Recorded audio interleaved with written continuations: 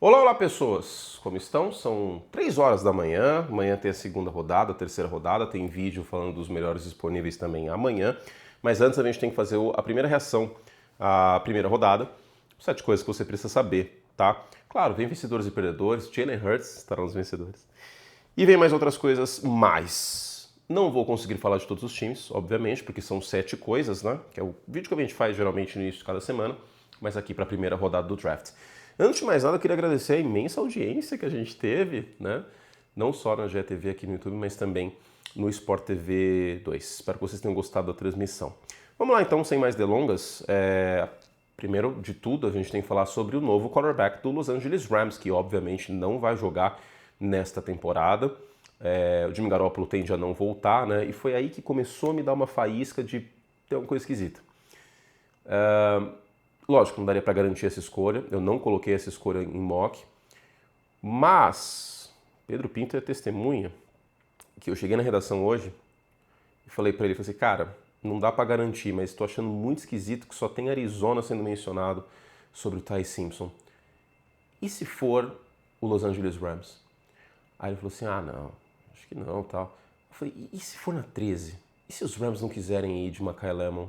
E se eles quiserem pensar no quarterback pro médio e longo prazo? Por quê?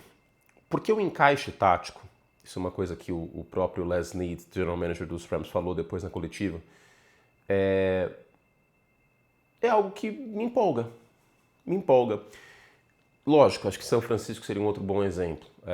Talvez os Raiders, se eles não tivessem a primeira, o Fernando Mendonça é mais quarterback, por conta do Clint Kubiak. Mas o encaixe tático do Ty Simpson com o sistema do McVay, com os Rams, é muito bom. Porque quais são as maiores virtudes do Ty Simpson? Precisão dele e a antecipação nos passes, disparado. Num sistema que pede jardas após recepção, que tem muita rota cruzando o campo, que usa bem os tight ends, que tem um jogo terrestre sólido, você quer um quarterback com esse processamento. Eu acho que o processamento de jogo do Ty Simpson, ele precisa melhorar no pós-snap, mas no pré-snap é muito positivo. Então, é um encaixe tático. É uma escolha que eu sou fã? Não muito. É uma escolha que eu faria? Não, eu não faria essa escolha. Mas se tem um time que dá pra gente passar um pouco de pano para ter feito essa escolha, é o Los Angeles Rams, porque é um dos times com menos carências na NFL. E lembrando, essa escolha veio de bônus, né? Afinal de contas, era a escolha de Atlanta, que acabou sendo a 13ª, e os Rams tentam preparar o futuro com o Ty Simpson. O Ty Simpson teve 15 jogos como titular em Alabama, os 9 primeiros, como eu já falei, foram muito positivos, os 6 últimos não tanto. Tem todo um contexto, o corpo de recebedores de Alabama caiu de produção, a gente tem um wide receiver aí que vai ser draftado, Jamie Bernard, nessa sexta-feira, mas ele não é nada extraordinário. O jogo terrestre de Alabama não existiu, a linha ofensiva fez um péssimo trabalho, especialmente no Rose Bowl contra a Indiana, mas eu vejo até um encaixe. Um encaixe como o Brock Purdy é com o Kyle Shanahan. Inclusive, uma comparação que eu fiz algumas vezes do Ty Simpson é traços de Brock Purdy, né? Especialmente nessa parte do processamento do jogo, de não ter o braço mais forte do mundo, mas um braço funcional, antecipação, trabalho no meio do campo e tudo mais. Foi a grande surpresa, eu acho, da primeira rodada. Eu esperava que o Ty Simpson fosse draftado no final da primeira rodada, mas não na 13 pelos Rams. Novamente, é a pior ideia do mundo? Não, não é a pior ideia do mundo. Eu teria draftado o Makai Lemon, teria ido com o all-in de vez para Los Angeles sobreviver ainda melhor. Sobreviver não, mas ter uma vida mais fácil numa divisão que é muito difícil, numa conferência que vai ser difícil, teria ido com o Makai Lemon. Mas eu entendo. Para terminar esse assunto, que eu vou falar bastante também, a gente vai falar bastante sobre esse assunto e outros mais. A postura do Sean McVay na coletiva me deixou com a pulga atrás da orelha. Já houve boato no passado recente até do Sean McVay aposentar, virar comentarista e tudo mais. Cara, eu não sei até que ponto uma aposentadoria do Matthew Stafford não faria com que... Não vai acontecer agora, tá? Mas quando ele aposentar, que o McVay vá junto.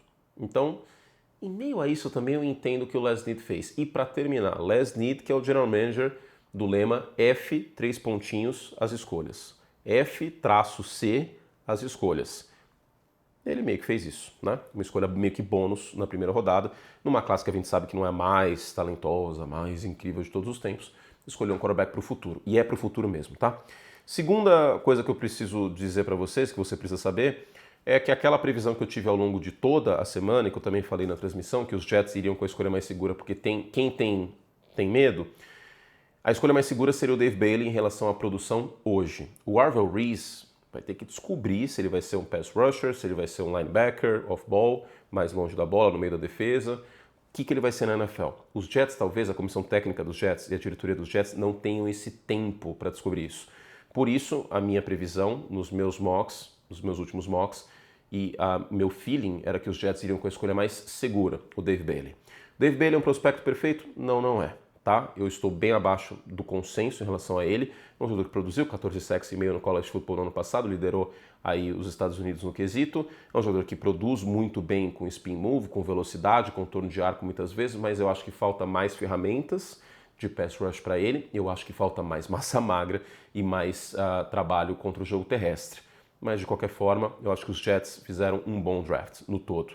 Né? Eles conseguiram sair com 3 escolhas na primeira rodada, é um time que tem muito buraco, e a primeira foi Dave Bailey. Terceira coisa que você precisa saber é que a escolha do Makai Lemon, com os Eagles subindo para pegar o Makai Lemon, basicamente sepulta qualquer chance, na minha visão, do A.J. Brown seguindo na Filadélfia. Você não sobe no draft para pegar um wide receiver, eu sei que são perfis diferentes, o Makai Lemon é um slot, o A.J. Brown é um cara mais de perímetro, o tamanho dos dois é completamente diferente, mas você não faz isso em meio a todos esses rumores de troca se não for para pensar em algo nesse sentido. Por quê? Porque os Eagles tinham outras carências. Os Eagles tinham edge rusher, por exemplo, apressador de passe, e essa é uma classe talentosa, uma classe com profundidade de talento nessa posição. Os Eagles tinham como carência, futuramente, um substituto para o Lane Johnson, e só ver o que aconteceu no processo de substituição do Jason Kelce e tudo mais, né, no meio da linha. Eles fizeram isso de maneira antecipada. Poderiam fazer isso com o Lane Johnson, por exemplo? Não fizeram. Eles escolheram um wide receiver na primeira rodada e um wide receiver para jogar por dentro. O ataque de Filadélfia, se bem criativo, coisa que não foi ano passado, com o Makai Lemon por dentro, Devonta Smith, fica bem legal, tá? Com o Saquon Barkley também. Então, eu acho que o recado que essa troca passa, toda troca passa um recado na NFL, né? Eu sei que parece meio GPT isso que eu falei, né? Eu tô ficando fluente em GPT, tanto que eu vejo post no Instagram das pessoas, não é sobre isso, é sobre aquilo. Já se perceberam como o GPT escreve desse jeito? Enfim, mas as trocas passam um recado na NFL, sobretudo na primeira rodada do draft. Você sobe quando você está apaixonado por um prospecto, quando você tem medo que alguém possa pegá-lo. E realmente foi o caso. Na hora, eu virei, quando eles subiram, eu virei e escrevi assim no papel pro PP e pro Ferrantini. Eu desenhei assim, eu coloquei na esquerda DK Metcalf, aí no outro lado Pittman e no meio Makai Lemon. O Aaron Rodgers com o ataque de DK Metcalf, Michael Pittman e no slot Makai Lemon, ia ser legal, hein? Ia ser legal. Mas rolou uma traição da Pensilvânia. Olha só que belo título de romance de Agatha Christie. Uma traição da Pensilvânia. E os Eagles passaram por cima dos Steelers. O Makai Lemon estava no telefone com os Steelers. Eles passaram por cima, trocaram e pegaram o Makai Lemon. Boa escolha, viu? Gostei bastante dessa escolha de Filadélfia. Howie Roseman, mais uma vez, mostrando porque é um dos melhores general managers da liga. E Jalen Hurts vencedor, mas isso eu falo mais sobre na segunda-feira. Quarta coisa que você precisa saber é que você, torcedor de São Francisco, você, torcedor de Buffalo, foi feito de trouxa. Né? Você ficou até o final da primeira rodada para assistir e eles trocaram. Mas eu entendo os dois times terem trocado para baixo. Primeiro, São Francisco, edge rusher, safety. Podia até ter pego o Emmanuel McNeil Warren, né? Mas enfim. Eu acho que fez sentido. Porque eles conseguiriam pegar no início da segunda rodada um prospecto das posições que eles têm carência. Offensive tackle, o histórico de São Francisco, não é de draftar offensive tackle alto na primeira rodada, e mais uma vez se concretizou, lembrando que o Trent Williams renovou o contrato faz pouco tempo. Olhem um wide receiver para São Francisco, que eles também podem pegar no início da segunda rodada. E Buffalo, edge rusher, cornerback, também boa parte deles estará disponível no início da segunda rodada. Então, os dois times desceram para a segunda rodada para acumular escolhas e ainda vão conseguir endereçar as suas carências. Quinta coisa que você precisa saber é que Vikings e Cowboys fizeram as duas escolhas mais arriscadas da primeira rodada. O termo reach é utilizado quando a gente tem um prospecto saindo bem antes do que era esperado. No caso, o Minnesota Vikings apostou numa necessidade, o meio da linha defensiva, e escolheu o Caleb Banks de Flórida.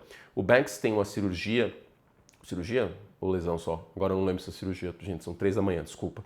Mas ele tem uma lesão no pé esquerdo, e normalmente quando você tem um cara do tamanho dele, com lesão no pé, não costuma dar muito certo. Mas tirando essa lesão, é uma aposta no potencial físico do Caleb Banks.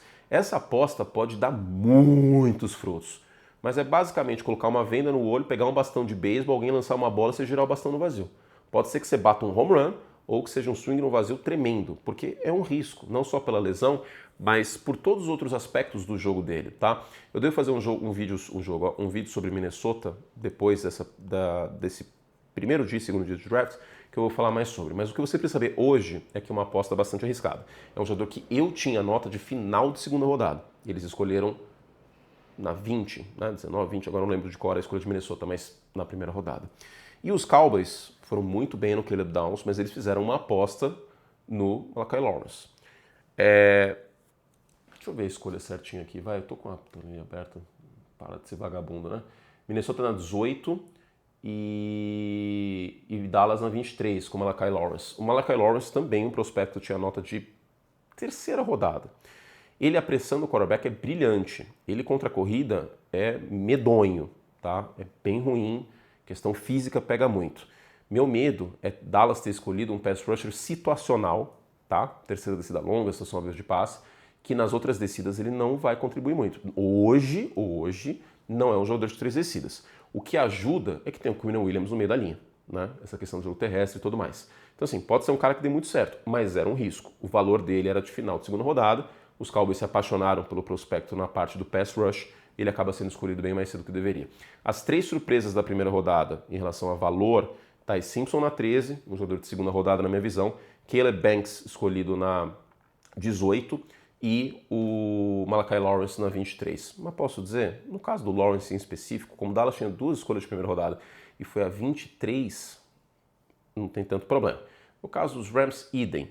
O time que está correndo mais risco desses 3 aqui é o Minnesota Vikings. Até porque não vai ter o Harrison Smith no futuro próximo. E aí tinha um jogador que estava no board disponível e sobrou pro rival de divisão Chicago Bears, né? Então, enfim, sobre o Bearsão eu falo em breve. Escolhaça dos Bears. Nossa, como era bom ver o tape do Dylan. Enfim, deixa eu me conter. Eu tô com a camiseta dos Raiders e não falei do Mendoza, né? Mas já falei tanto do Mendoza nesse processo, né? Falei do Kirk Cousins chegando e tal, falei ontem. Enfim, a gente vai falar em breve dele. A entrevista dele até que foi comedida, né? O nosso Mendoção tem uma... Mendonça não é o nome do... Lineuzinho, da Grande Família? Eu vou comer... Eu tô bêbado de sono, cara. Eu não tô bêbado de verdade, tá? Passei por uma blitz pra voltar da Globo. Lineuzinho! Vamos lá. Sexta coisa que você precisa saber é que o Super Bowl deixou cicatrizes. Talvez tenha deixado cicatrizes no Drake May de fato, né? Porque ele apanhou mais que pandeiro no pagode. Mas essa escolha do Caleb Lomo, na 28, passa um recado pro Will Campbell, né? Sejamos justos, o Will Campbell jogou machucado no final da temporada. Mas ele teve muita dificuldade contra os edge rushers de Seattle, alguns deles com o braço bem longo. Foi assim a temporada inteira. Chegou a lá de Javon Tucker, que é um jogador que tem dificuldade de ficar saudável, mas pode ser que o Will Campbell seja movido para guards e o Caleb Lomo seja o left tackle dos Patriots nessa próxima temporada.